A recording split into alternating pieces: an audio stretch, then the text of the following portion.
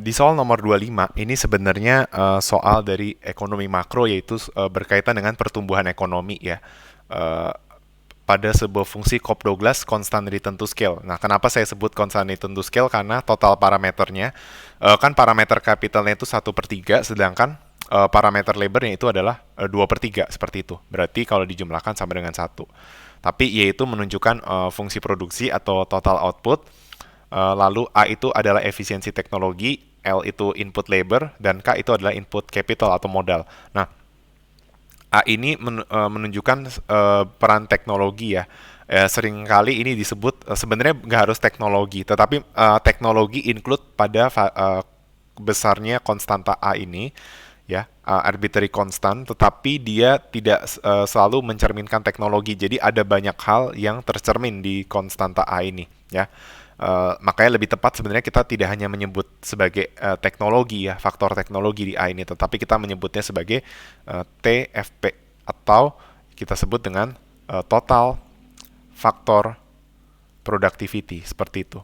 Nah, total factor productivity ini gambarannya adalah dengan capital labor yang sama ya, ketika perusahaan atau suatu negara itu memproduksi dengan lebih produktif, maka dengan input yang sama, input capital labor yang sama, dia bisa menghasilkan output yang lebih besar ya.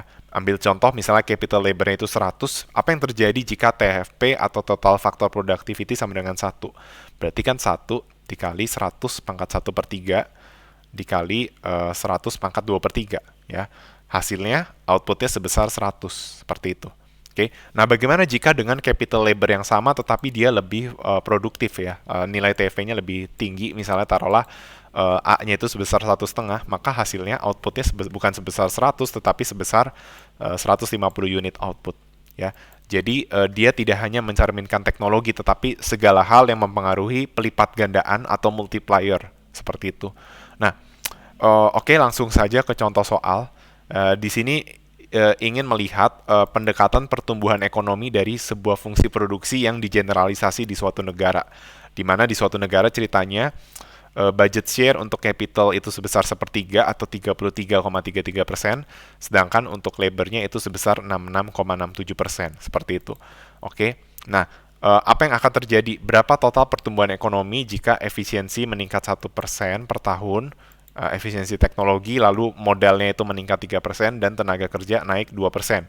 Nah, hati-hati dengan soal seperti ini karena teman-teman mungkin bisa menganggap fungsi produksi ini nggak ada gunanya, lalu teman-teman langsung saja berkesimpulan bahwa kalau efisiensi naik 1%, modal naik 3%, lalu tenaga kerja naik 2%, maka ketika teman-teman jumlahkan itu hasilnya adalah 6%.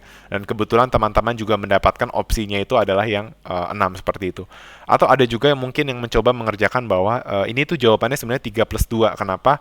Karena yang efisiensi itu nggak dianggap ya. Ada jawabannya juga 5%. Nah, tetapi bukan seperti itu cara mengerjakannya ya.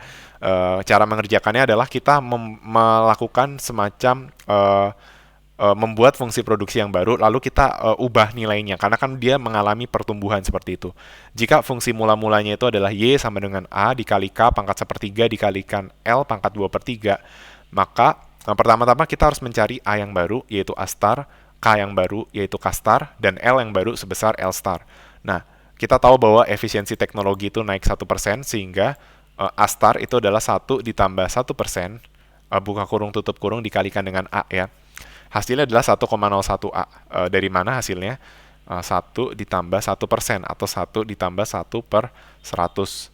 Di mana 1/100 itu adalah 0,01. Maka hasilnya adalah 1,01 A. Nah, lakukan hal yang sama untuk capital, di mana capital itu bertumbuh 3%, sehingga nilai K star atau K yang baru itu adalah 1,03K, sedangkan yang L atau L star itu sebesar 1,02 L. Nah, ingat fungsi produksi yang baru, Y star sama dengan A yang baru, capital yang baru, dan labor yang baru. Jadi, yang tadinya A kali K pangkat 1/3 dikali L pangkat 2/3, sekarang jadi A star dikali K star pangkat 1/3 dikalikan juga dengan L star pangkat 2/3. Nah, kita ganti aja A star-nya, K star-nya, dan L star-nya.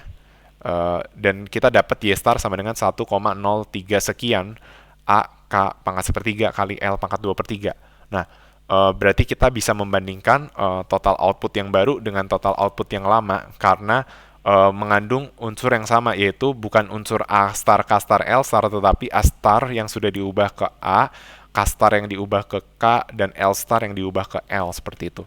Nah, kita tinggal bandingkan saja ya. Kalau dia 1,03 sekian, A kali K sepertiga kali L 2 per 3, atau ini bisa sebenarnya Y star sama dengan 1, sekian dikalikan dengan Y biasa, sedangkan Y biasa adalah Y, atau AK pangkat sepertiga kali L pangkat 2 per 3, maka kita bisa mencari pertumbuhannya. Nah, bagaimana mencari pertumbuhan? Saya sudah tekankan ya, pertumbuhan itu adalah nilai saat ini, ya, dikurang nilai sebelumnya dibagi nilai sebelumnya, buka kurung, tutup kurung, dikalikan dengan 100%. Nah, kebetulan titik awalnya itu sebesar 1. Ya, 1 dikali A pangkat K sepertiga kali L pangkat 2 per 3. Maka hasilnya seolah-olah cuma Y star dikurang Y saja. Gitu. Karena Y-nya itu 1. Tapi hati-hati, Y itu tidak harus selalu 1. Ya. Nah, intinya kalian akan dapat hasilnya itu sekitar 0,335 sekian. Nah, ini nanti kalau dibagi habis ya. Ini kalau dipersenin sekitar 3,355 sekian gitu ya. Nah, 3,335 sekian. Nah, intinya kalau dibulatkan menjadi satu desimal di belakang koma saja, itu hasilnya adalah 3,3%. Sehingga jawaban yang tepat itu adalah opsi D, yaitu pertumbuhan ekonomi itu sebesar 3,3%. Jadi kalau mendapatkan soal serupa, maka ingat, kita harus mengubah capital, labor, dan A-nya gitu. Kalau seandainya ketiganya berubah. Bagaimana kalau yang berubah hanya salah satu, misalnya efisiensi teknologi, maka A-nya aja yang kita ubah gitu.